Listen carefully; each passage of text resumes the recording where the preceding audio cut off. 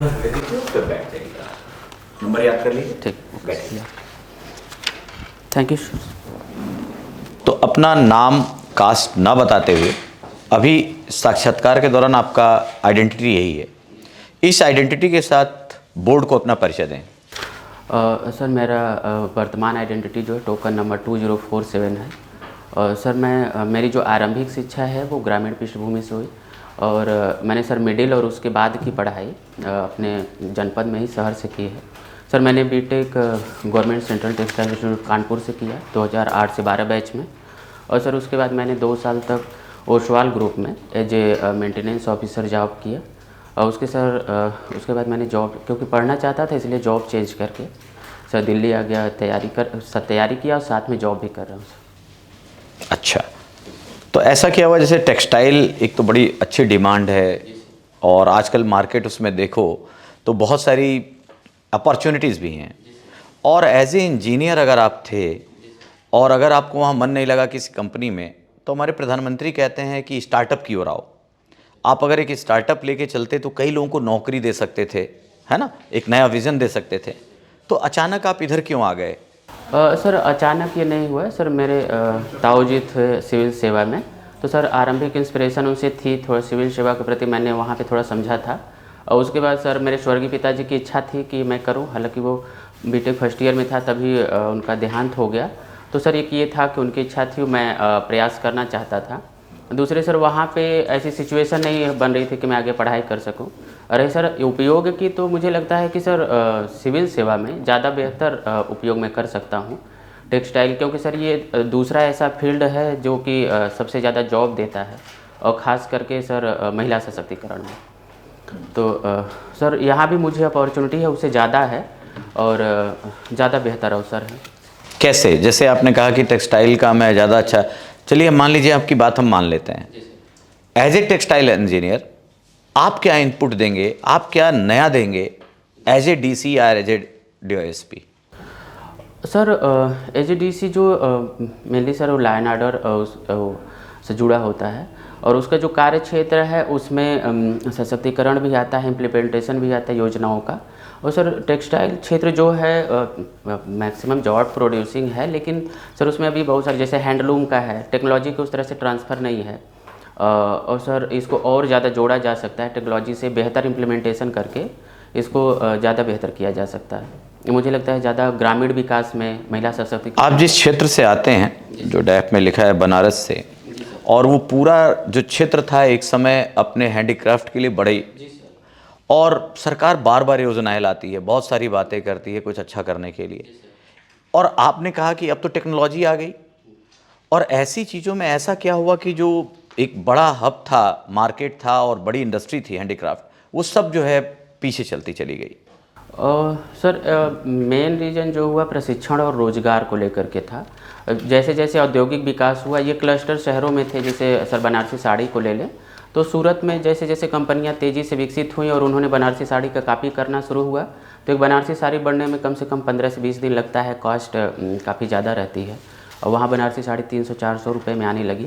तो सर ये बनारसी साड़ी पे बहुत बड़ा खतरा आ गया। दूसरा सर गलीचे का है, वो है, तो उसमें भी सर अनिश्चितता थी, मीडिएटर ज़्यादा थे, वो बहुत ज़्यादा लोगों को पैसा नहीं मिल पाता था, कारीगर बहुत ही मतलब दयनीय स्थिति में आ गए।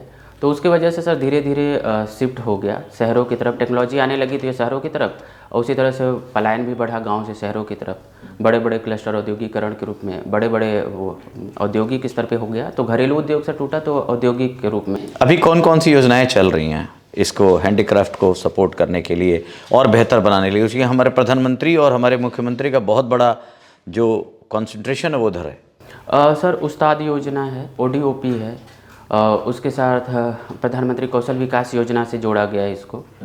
और सर एक टेक्सटाइल के लिए टेक्नोलॉजी इनोवेशन फंड है। और सर PM मित्र टेक्सटाइल पार्क के लिए PM मित्र योजना है। तो सर ये योजनाएं चल रही हैं अभी। आपने हिंदी साहित्य ले लिया, झीनी झीनी चदरिया पढ़ी है आपने कभी? और सर पूरा पढ़ा तो नहीं है, ये सुना है, कबीरदास का सर ये है। नहीं, कबीरदास का नहीं है भाई। कबीरदास क्या लिखते थे? कबीरदास तो अनपढ़ थे। कबीरदास से लिखते थे क्या? नहीं सर, उन्होंने उनके शिष्यों ने नोट सर करबद्ध किया है और सर मैंने जो सुना, मैंने पहले सर कहा कि मुझे बहुत ज़्यादा इसके बारे में जानकारी नहीं है। अगर नहीं, आप टेक्सटाइल इंजीनियर हैं, बनारस के रहने वाले हैं, यूपीएससी की और सिविल उसमें आना चाहते हैं, तो खैर ऐसा उसको पढ़ना चाहिए। कबीरदास की आपने बात की, उनकी रचनाओं को क्या कहते हैं? और सर उनके बीजक है, उनकी रचनाओं का जो संकलन है, साखी शबद रमैनी उसके भाग। ये क्या होता है साखी, शबद और रमैनी, कैसे? साखी सर एक विशेष विधा है, साहित्यिक विधा है। साखी सखी से मतलब कि जो सर इसमें जो एक समक्ष उपस्थित हो, एक गवाह के रूप में, उस तरह से इसको साखी शब्दों को दिया है सर उन्होंने, जो शब्दबद्ध किए हैं शब्द। रमैनी में मुख्यतः सर गुरु का जो गुरु की वंदना है उनकी रचनाएं आ जाती हैं। तो रचनाओं को सर इसमें बांटा। एक अच्छा, कई लोग कबीरदास को साहित्यकार या कवि नहीं मानते, उन्हें सोशल रिफॉर्मर मांगते हैं। उनकी भाषा जो तुकबंदी, लय, छंद, अलंकार जो होने चाहिए साहित्य में, क्या है, इन सब चीज़ों से बुना हुआ वो है। लेकिन उन्होंने संवेदना तो व्यक्त की, लेकिन सधुकड़ी भाषा का प्रयोग किया, उलट भाषी भाषा का प्रयोग किया। तो उनको कई लोग कहते हैं कि एज ए सोशल रिफॉर्मर देखना चाहिए, जो बहुत अच्छी बातें उन्होंने कही, लेकिन कवि के रूप में या एक हिंदी साहित्यकार के रूप में नहीं देखना चाहिए।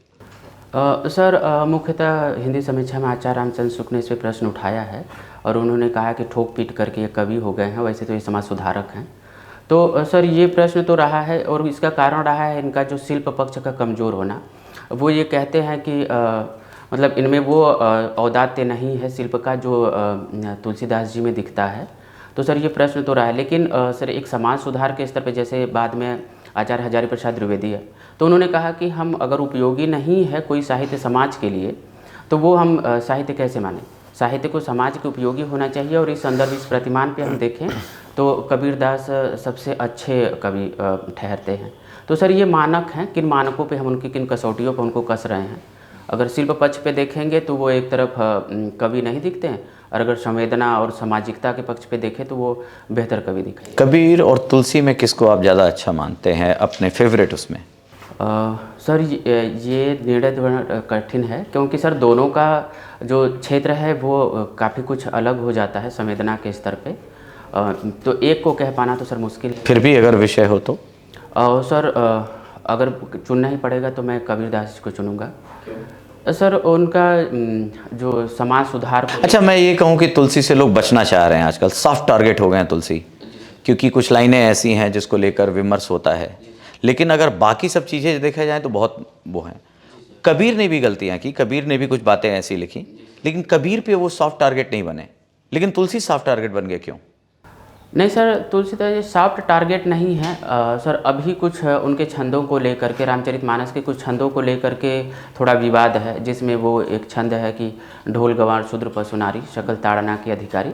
तो सर इसकी जो व्याख्या अपने अपने तरीके से की जा रही है।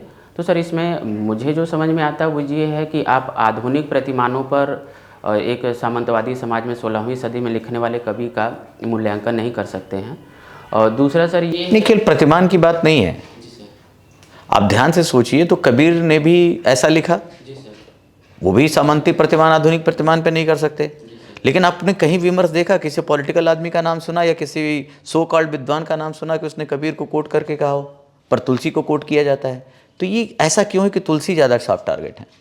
सर सॉफ्ट टारगेट में मुझे लगता है कि सर ये जो राजनीति है या तो फिर जो जातिगत हमारे यहाँ मतभेद है कुछ, उसको लेकर के कभी कभी सॉफ्ट टारगेट किया जाता है कि उनको एक सवर्ण मानसिकता का बताने के लिए कि उन्होंने या तो फिर नारी विरोधी हैं उनके कुछ मूल्य, उसको बताने के लिए कभी कभी इनको टारगेट किया जाता है। चूँकि कबीरदास इस परंपरा में नहीं आते, उन पे जाति भेद का आरोप नहीं लगाया जा सकता। तो इसलिए सर मुझे जो समझ में आता है। कोई आपको याद है, एक कबीरदास ने भी एक ऐसी बात कही है जिसमें जाति के हिसाब से भी प्रोग्रेसिव नहीं माना जा सकता, एक जगह? सर एक धार्मिक आडंबर पे चोट करते हुए वो ब्राह्मण वर्ग पे कटाक्ष करते हैं। तो सर किया तो उन्होंने भी है, लेकिन सर उन पे प्रश्न जैसे आपने कह रहे हैं नहीं उठता है अमूमन, क्योंकि ज़्यादातर उनका। चलिए हम बात लाऊंगा सर प्लीज। कृष्ण भारतीय धर्म में इनकी भूमिका, कृष्ण की। सर भारतीय धर्म में छांदोग्य उपनिषद में सर कृष्ण एक ऋषि के रूप में है, और बाद में एक देवता के रूप में महाभारत में गीता का उपदेश देते हैं। और उसके बाद सर एक अभी जो जैसा कि हमारे विदेश मंत्री ने कहा, सबसे बड़े कूटनीतिज्ञ के रूप में या उसमें माने जाते हैं। तो सर महाभारत भी उसमें है। तो आप अपने नाम को किस तरह से चरितार्थ करेंगे अगर आप एक प्रशासनिक अधिकारी बन जाए तो? कृष्ण पथ प्रदर्शक है, रास्ता दिखाने वाले हैं, ज्ञान के स्रोत हैं और शक्ति संपन्न हैं। उसके बावजूद भी वो पृष्ठभूमि में रह के काम करते हैं। इसको आज की प्रासंगिकता में एडमिनिस्ट्रेशन और प्रशासनिक गतिविधियों से कैसे जोड़ के देखते हैं आप? सर कृष्ण अपने आप में तो एक देवता का रूप है, समर्थ हैं, लेकिन कभी भी वो अपना प्रदर्शन नहीं करते। अगर प्रशासन की बात करें तो ये सिखाता है कि हम अपने कोलीग्स को और ज़्यादातर मतलब कोऑर्डिनेशन करें उनके साथ, उनको जहाँ हो एक टीम लीडर के रूप में आगे आएँ, जिम्मेदारियों को उठाएं और अगर वहाँ पे रिस्पॉन्सिबिलिटी लेनी हो तो ले, और जो अपना पुरस्कार हो वो ट्रांसफ़र करें, क्रेडिट देने वाली बात है कि वो करें। और फिर कृष्ण का ये है कि वो कहते हैं ना, जब यदा यदा ही धर्मस्य, तो यहाँ पे सर इसका उपयोग ऐसे जैसे नारी सशक्तिकरण में है, उसके बाद जो वंचित सुभेद वर्ग हैं, आपदा है। समझ आ गई। आपकी हॉबी में आपने लिखा स्टोरी रीडिंग। जी सर। अभी हाल में कोई कहानी या कोई स्टोरी आपने पढ़ी हो? सर अभी हाल में मैंने कहानी पढ़ी है। एक तो शांतिबेन पोपट हैं जिन्होंने लिज्जत पापड़ का स्थापना की थी। और सर दूसरा मैंने अनस्टॉपेबल पढ़ा है। एक सेकेंड वर्ल्ड वार में एक अमेरिकन के आर्मी ऑफिसर हैं जो कि जापान में पकड़े। रिच डैड पुअर डैड पढ़ा है? सर पढ़ा नहीं है सर, कुकू एफएम पे थोड़ा सुना है और पढ़ा। पता है? No sir. कोई बात। ये ओसवाल ग्रुप में आप काम करते थे, तो ये क्या काम करती है? ये ग्रुप क्या है, क्या काम करती है? सर ओसवाल ग्रुप इसमें है सर फाइबर टू फिनिश तक है। ये यार्न बनाते हैं इनका, और वीविंग प्लांट है तो उसमें कपड़े बनते हैं। जीन्स का प्लांट है इनका। और कहाँ पर है इनके? सर इनके प्लांट सर बद्दी में हैं, हिमाचल प्रदेश में, इधर पंजाब में मोहाली में है, एमपी में है सर। और सर आप कहाँ पर थे? सर मैं मोहाली में था। मोहाली में थे। मोहाली की जो लोकेशन है किसके करीब है? कितनी दूर पड़ता है ये मोहाली चंडीगढ़? सर मोहाली जस्ट मतलब मोहाली के सटा हुआ जीरकपुर है, और चंडीगढ़ के पास में है सर। चंडीगढ़ जो है उसकी विशेषता ये है कि भाई वो दो प्रदेशों की राजधानी है। ऐसी कोई विशेषता आप बनारस के साथ जोड़ के देख सकते हैं? और सर बनारस सांस्कृतिक राजधानी है तो ये एक साम्य है। दूसरा सर मुझे लगता है कि एक जिस तरह से चंडीगढ़ जीवंत शहर है आधुनिक संदर्भों में देखें, उसी तरह से बनारस भी सांस्कृतिक संदर्भों में एक जीवंत शहर है। एक चीज़ बताएं, ये जो सिल्क उत्पादन होता है ये तो नेचुरल फाइबर, कॉटन को नेचुरल फाइबर में रखें या आर्टिफिशियल फाइबर में रखें? Sir cotton natural fibre. कैसे? सर कॉटन का प्लांट से उत्पादन होता है। जूट? जूट भी सर नेचुरल फाइबर है। Rubber? Rubber sir isoprene natural एक पॉलीमर माना जाता है। बाकी के सर रबर में सल्फर मिलाया जाता है। इस प्रक्रिया को क्या कहते हैं? सर उसको वल्कनाइजेशन कहते हैं, बॉन्ड को ज़्यादा स्ट्रांग करने के लिए, फ्लेक्सिबिलिटी के लिए।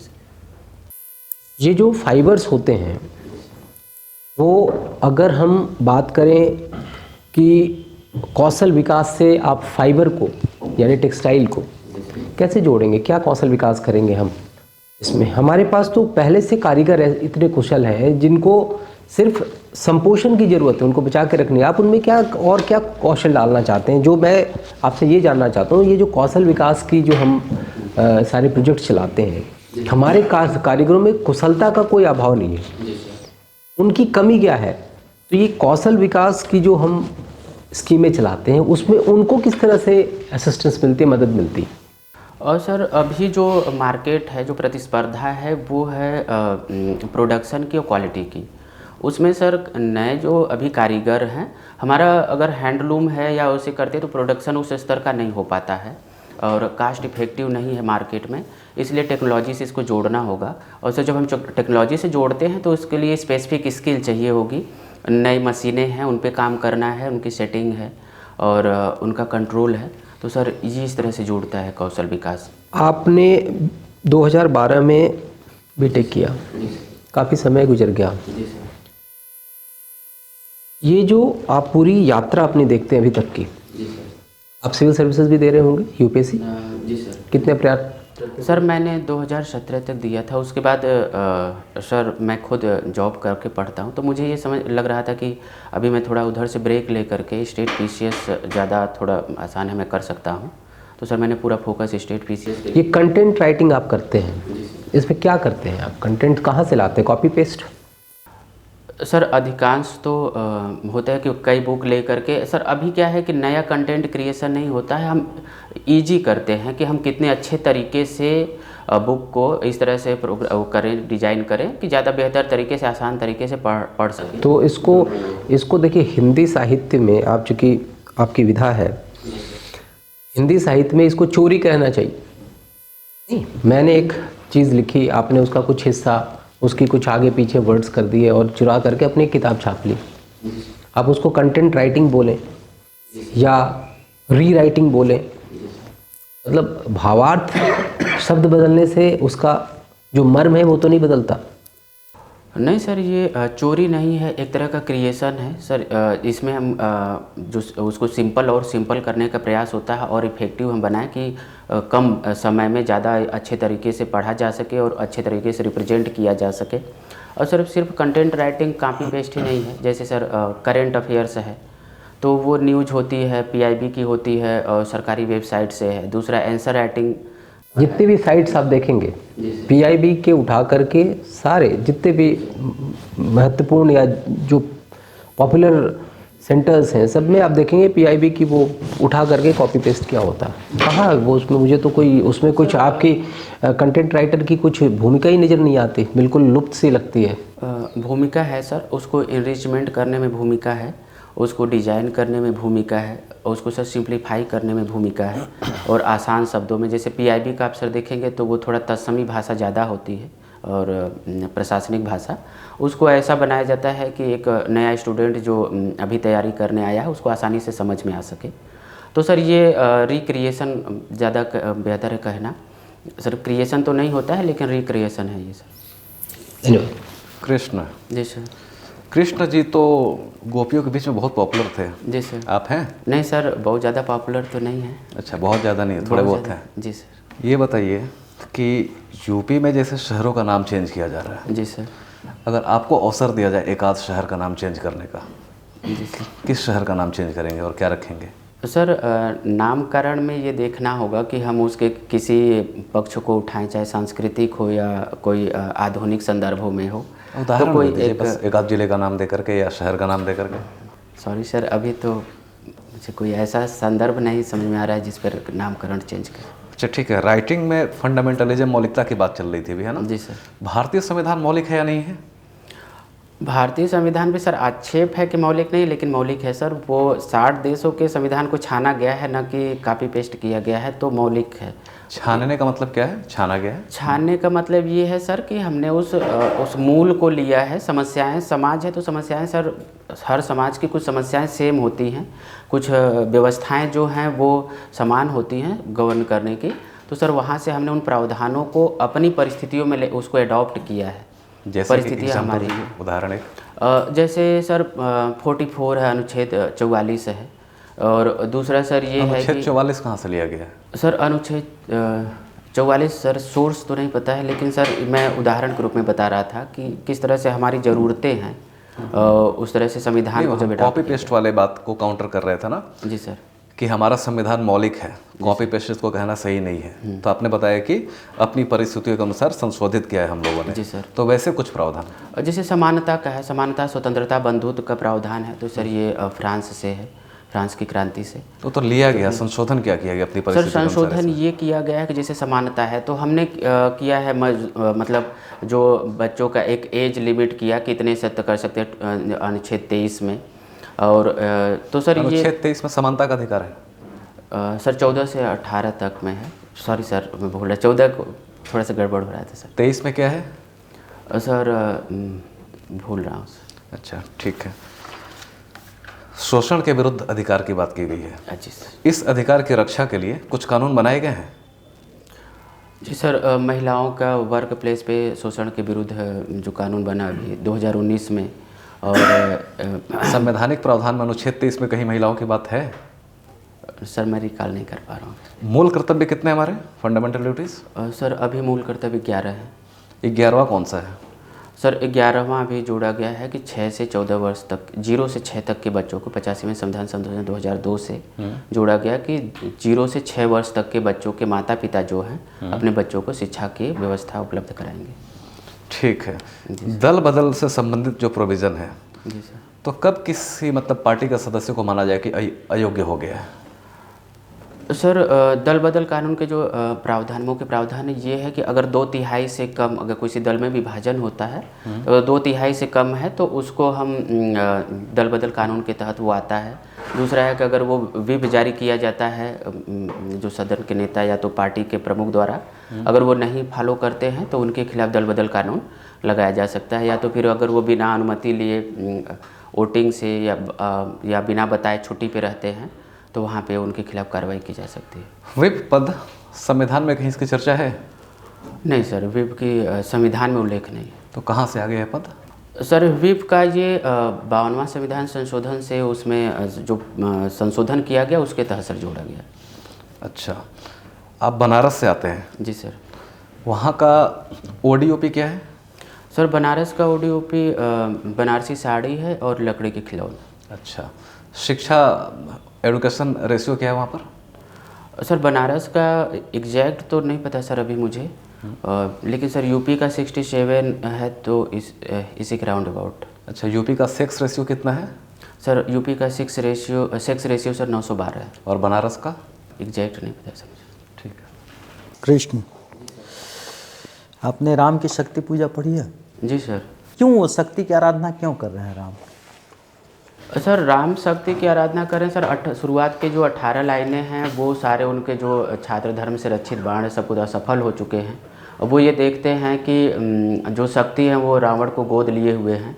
तो अब ये निराशा का भाव है। फिर वो उनको समझ में आता है जब जामोन जी कहते हैं, निराश होते हैं वो, तो कहते हैं कि तुम एक नए तरीके से शक्ति की करो, शक्ति की पूजा करो, अर्चना। सर वो एक आह्वान करते हैं कि तुम नए तरीके से पूजा करो ताकि तुम उनको बेहतर तरीके से धारण कर सकते हो। आगे वो कहते हैं सर कि अगर रावण अधर्मी होकर भी शक्ति को साध सकता है तो तुम तो नैतिक हो, तुम तो ज़्यादा बेहतर तरीके से साध सकते हो। तो सर ये जो न्याय अन्याय का युद्ध है उसको जीतने के लिए ज़रूरी है कि साधना भी, सिर्फ नैतिक होने से काम नहीं चलेगा। SSLV भारत ने लॉन्च किया, इसका क्या इम्पैक्ट होगा इंडियन इकोनॉमी पे? इसका क्या इम्पैक्ट पड़ेगा? और सर जो स्पेस प्रोग्राम है उसका अगर इनको स्पार्क का उद्देश्य देखें, जब शुरुआत हुआ था इसरो का, तो सर उसमें मेन उद्देश्य यही था कि हम सामाजिक कल्याण करना तकनीकी के माध्यम से, स्पेस के माध्यम से। तो उसी चरण में SSLV है या तो सर जितने भी सेटेलाइट लॉन्च होते हैं। यथार्थवाद और छायावाद, बस इसको डिफाइन कर दीजिए, क्या है दोनों? सर यथार्थवाद ये है कि जो वास्तव में है, जिस तरह का परिणाम आता है वो उसको दिखाना। जब एक रचनाकार उसी रूप में समस्याओं का दिखाता है या उसके परिणाम को दिखाता है। जैसे सर गोदान में देखें तो लास्ट में यहाँ पे एक ऐसा उपन्यास है एकमात्र जो मुंशी प्रेमचंद का, जिसमें कि होरी की मृत्यु होती है। वो प्रतीकात्मक रूप से भारतीय किसान की मृत्यु है। तो सर वो वहाँ पे यथार्थवाद वो दिखाते हैं कि क्या परिणाम हो सकता है भारतीय किसान का। और सर छायावाद जो है, छायावाद कहने का तात्पर्य है कि अभी जो इसके सर बहुत सारे समीक्षकों ने अलग अलग व्याख्या की, तो उसमें सर छायावाद को जो पहली व्याख्या ये दी गई कि अगर कोई कविता ऐसी है जो जिसकी छाया कहीं अन्यत्र जाके पड़ती हो। रहस्यवाद से इसका कोई संबंध है छायावाद का? जी सर, इसका एक अंश रहस्यवादी है, जहाँ ये जो कवि हैं वो समाज से कटे हुए प्रतीत होते हैं या अपनी आत्म जो वेदना है उसको प्रकट करते हैं या तो अपने तकलीफ को दिखाते हैं। तो सर वो भाग है। और लेकिन ये सर रहस्यवाद सामाजिक दबावों से उपजा है, वो भक्ति काल वाला रहस्यवाद नहीं यहाँ पे। अच्छा एक चीज़ बताइए, आपने महिला आंचल उपन्यास तो पढ़ा ही होगा, उसका कौन सा चरित्र आपको अपने मतलब कह सकते हैं पर्सनल व्यक्तित्व के सबसे निकट दिखाई देता है? सर उसमें अगर महिला आंचल की बात देखें, अगर आंचल ही नायक हो जाता महिला आंचल में सर। दूसरा प्रमुख पात्र है प्रशांत, जो कि सर सारी सुख सुविधाएं छोड़ करके गांव में जा करके सेवा के लिए करता है। वो मलेरिया का इलाज खोजना चाहता है। तो सर सिविल सेवा में भी एक ये संदर्भ है कि आप अगर समाज से जुड़ना चाहते हैं, अगर कुछ करना चाहते हैं तो त्याग करना होगा। तो मुझे लगता है कि मैं उस पात्र की ज़्यादा कर। चलिए ये बताइए, विलेज डेवलपमेंट के लिए बहुत सारे काम हो रहे हैं, और चूंकि आप जिस जगह से आते हैं या जो भी आपने प्रशांत की बात कही गांव के, एक स्वामित्व योजना शुरू की गई है, उसका क्या फुल फॉर्म है, कैसे ये विलेज डेवलपमेंट में बहुत सहायता करेगा?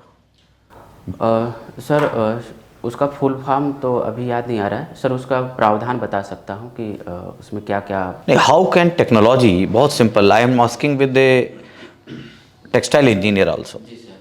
अब हिंदी को थोड़ा सा इधर लाएं। मैं ये कह रहा हूँ कि जैसे गांव को अगर करना है, हमने गांव को टेक्नोलॉजी से दूर रखा, शहरों को टेक्नोलॉजी आई, शहर और रिच होते चले गए। आपने सुना होगा एपीजे कलाम साहब पूरा का कॉन्सेप्ट देते थे, क्या फुल फॉर्म था पूरा का? Provision of urban amenities in rural areas. कुछ करेक्ट करना चाहेंगे? कोई बात नहीं, प्रोवाइडिंग, प्रोविजन नहीं, प्रोवाइडिंग अर्बन एमिनिटीज, सिंपल सी बात है। ये तो इंग्लिश भी। स्वामित्व तो उसकी दिशा में एक बड़ा कदम है, क्योंकि इसमें क्या है, विलेज के लिए सर्वे होगा, मैपिंग होगी और टेक्नोलॉजिकल इनोवेशन होगा। अगर इसका जोड़ लेंगे तो अपने आप उसका फुल फॉर्म आ जाएगा। हम एक बात देखते हैं बड़ी अजीब सी चीज़ की, गांव में शहर का मॉडल ला रहे हैं। जैसे अभी आपने पढ़ा होगा कि वो खेती जो है ड्रोन से होगी। अब ड्रोन तो बड़ी महंगी टेक्नोलॉजी है, जो बड़ी बड़ी ज़मीनें हैं, जो पैसे वाले वो तो यूज कर लेंगे, लेकिन ये ड्रोन से एग्रीकल्चर और गांव कैसे विकसित होगा, छोटे किसान कैसे लाभान्वित होंगे? सर इसके लिए सरकार ने किया FPO ला रहे हैं, उसके तहत 10,000 FPO का है। ये फार्मर प्रोड्यूसर ऑर्गेनाइजेशंस हैं, जिनमें संगठित रूप से किसान संगठित हो करके वो सरकार प्रोवाइड करती है, अगर फंड या टेक्नोलॉजी के लिए इनको सहायता देती है, या साथ में मिल करके ये संसाधनों का उपयोग करेंगे। अगर इस तरह से होता है तो सर छोटे छोटे टुकड़ों पर भी ज़मीन के ड्रोन या नई तकनीकों का उपयोग किया जा सकता है। एक इंडिविजुअल फार्मर तो वहन नहीं कर सकता है, लेकिन सर सामूहिक रूप से किया जा सकता है। अच्छा, ये बनारस या वाराणसी का नाम का जोग्राफिकल आधार क्या है? सर वाराणसी जो वरुणा और अस्सी के बीच का जो क्षेत्र है, ये दो नदियाँ हैं, तो सर उनके बीच का क्षेत्र है, उसी को वाराणसी मुख्यतः कहा जाता है। अस्सी नदी है अभी कहीं? अस्सी है सर, लेकिन अब नाले वाली स्थिति हो गई है। अच्छा, तो वरुणा अस्सी मिलकर वाराणसी होती है। और एक बड़ा अजीब सी चीज़ कही जाती है कि वहाँ गंगा उल्टी बहती हैं, बाकी जगह जो है देखिए नॉर्थ से साउथ की ओर ही जाना चाहिए, वहाँ जो उलट वाहिनी गंगा कहते हैं, क्यों होता है? सॉरी सर, इसमें सर मुझे नहीं पता है। Thank you, you can go now.